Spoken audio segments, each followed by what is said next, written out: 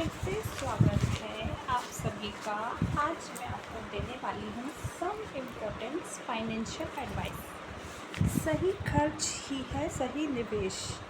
आमदनी अठन्नी खर्चा रुपया से सब परेशान रहते हैं, लेकिन यही खर्चा अगर सोच समझकर किया जाए तो पैसे से पैसा भी बनाया जा सकता है।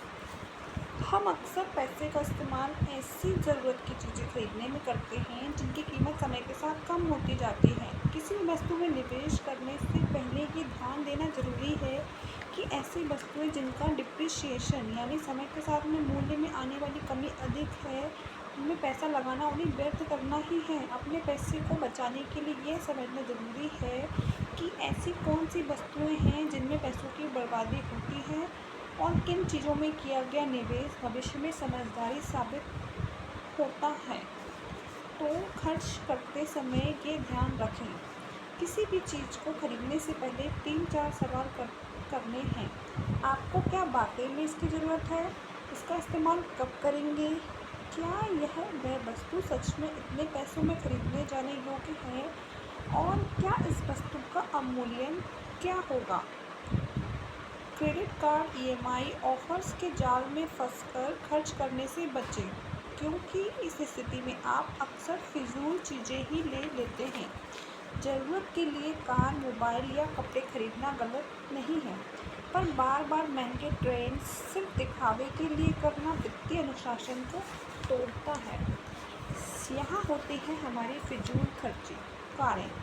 कार आजकल स्टेटस सिंबल बन चुकी है। लोग लाखों रुपए खर्च कर नई कार खरीदते हैं, लेकिन क्या आप जानते हैं कार का मूल्य पहले ही वर्ष में औसतन 11 से 25% गिर जाता है। 5 वर्षों में कार की कीमत 50 से 60% तक घट जाती है, भले ही वह कम चली हो। यानी अगर आपने किसी कार को 12 लाख में खरीदा है तो अगले ही साल उसकी कीमत 9 लाख या उससे भी कम हो सकती है। वहीं 5 साल बाद इसकी रिसेल कीमत मुश्किल से 4-5 लाख रह जाएगी। मोबाइल फ़ोन रंग या थोड़े बहुत फीचर्स में बदलाव करके हर मोबाइल कंपनी अपने नए फ़ोन की सीरीज़ पेश करती है।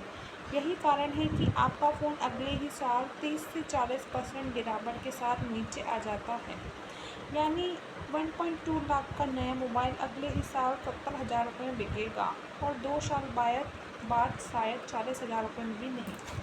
फैशन कपड़े, महंगे ब्रांडेड कपड़े, पर्स आदि भी भले ही देखने में आकर्षक हो, पर इनमें से अधिकांश कोई रीसेल वैल्यू नगर ही होती है।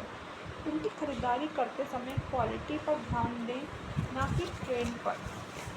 अब बताते हैं कुछ अपनाएं कुछ समझदारी वाले खर्च।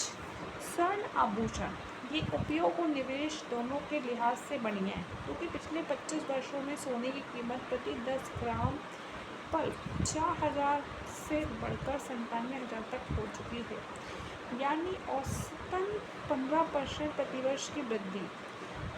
अब सोचिए कि अगर आपने सन 2000 रुपये में 44,000 रुपये का 100 ग्राम सोना खरीदा होता तो उसे उपयोग करते रहने के बाद भी उसकी कीमत आज लगभग 9 लाख रुपये होती। मकान और प्रॉपर्टी सही लोकेशन पर रहने के लिए खरीदा गया मकान भी एक स्मार्ट निवेश हो सकता है। शहरों में अच्छी लोकेशन पर संपत्ति की कीमतें हर 7-10 साल में दोगुनी हो जाती है। इसके अलावा आप इसे किराए पर भी दे सकते हैं और इससे आय अर्जित कर सकते हैं। इसके अलावा मकान होने से लोन भी आसानी से मिल जाता है। साथ ही रिवर्स मॉर्टगेज 60 वर्ष से अधिक उम्र के वरिष्ठ नागरिकों को अपने घर के बदले मिलने वाला ऋण भी मिल सकता है। कुछ अन्य व्यय, जीवन बीमा हो या फिर स्वास्थ्य बीमा, दोनों ही ऐसे खर्च हैं जो आपात स्थिति में काम आ सकते हैं, इसलिए इनमें किया गया व्यय निवेश की श्रेणी में आता है। शिक्षा या कौशल को सीखने में किया गया खर्च भी आगे चलकर रोजगार को पाने में सहायक होता है। तो इन सारे टिप्स पर बहुत ही गौर से विचार कीजिए और इन्हें अपनी लाइफ में इंक्लूड कीजिए।